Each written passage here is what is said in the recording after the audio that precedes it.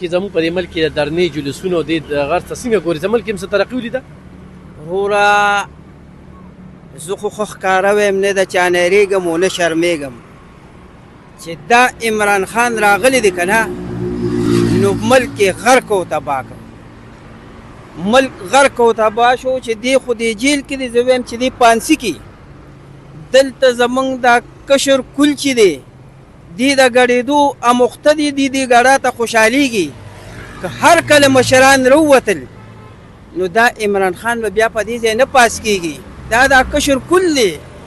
ملګری اوس بل وزیر اعلی شو هغه سره د درنو غم دی چې وی عمران خان دې ښایي شي.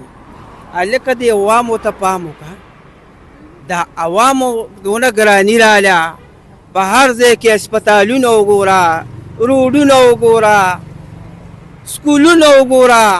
دا خو زمونږ تباہ و آبادي.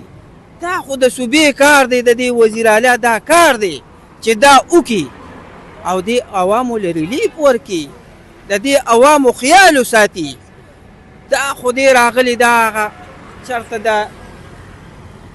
غرونو د علاقې دی او زمونږ دا خلک ورته دلته ګډېږي. هغه ورځ دلته دې رزړو ته راتلو ونې هم صفا کوتې ونې هم ولې صفا کولې. ای د خدای مسلمانانو اعلان یې یو ونه کړ، اعلان یې یو هم نه دی کړی. تشې پوتې او ډیلاکونه زه به دا وکړم او زه به دا وکړم او درنې او جلوسونه کوي او د عوامو پیسې دي ښه په برباد یې لګي. دلته ښه چې د پي ټي آی والا سره خبرې وکړو که نه نو ایم پي آی ایم ان اے وزیر اعلی پرې نه وي. هغه سړي هغه جیل کې چې دی وي هغه اصل سړی جیل کې وي هغه نظریه ډېره مضبوطه ده. زمونږ دې ته روجت شته نه. صحیح حکومت ګوره دې سره کېدني وفاق سره دې کېني دې سره دې په خبرو باندې مسله دغه کې که نه. دا خو ملګري دا خو ظلم دی زمونږ دې صوبې سره عمده خلک یې کوي. نه په خپل حکومت خو په پنجاب کې و که نه په خپل وخت کې څه کړي دي؟ په خپل وخت کې د سم نه دي کړي. په اسلام آباد کې ما 2 کاله تیر کړي دي. د وی 45 دن صبر وکړي چې 45 دن صبر مو کو په چوک کې به ولاړو د ډنډې د پکې پشان بتاویدو एकदम د 70,000 نه 1,70,000 ته دغه ورسېده سریا او سیمټ چې دی په مخه زرو ته ورسېدل. بیا وی 90 دن صبر وکړي چې 90 دن صبر مو کو دړې ورويشته نو د غریبانو ته د 600 نه تروړه एकदम 1400 ته.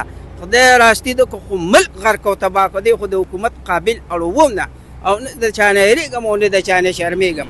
قسم په خدای زمونږ دا صوبه خو دغه شرموله او بس نور به ته څه ویم. بس دغه خبرې دي ملګريه. زمونږ د اوبو دا حال دی، زمونږ د روډونو دا حال دی، زمونږ د بجلۍ دا حال دی، زمونږ د هسپتالونو سکولونو دا حال دی، زمونږ د بچو دا حال دی. روزګارونه نشته، زمیندار غرق، غریبانان ټاټکي مار غرق، هر څه ګران دي. څوک په څه کار وکړي؟ د سره د عمران خان غم دی. بس والسلام.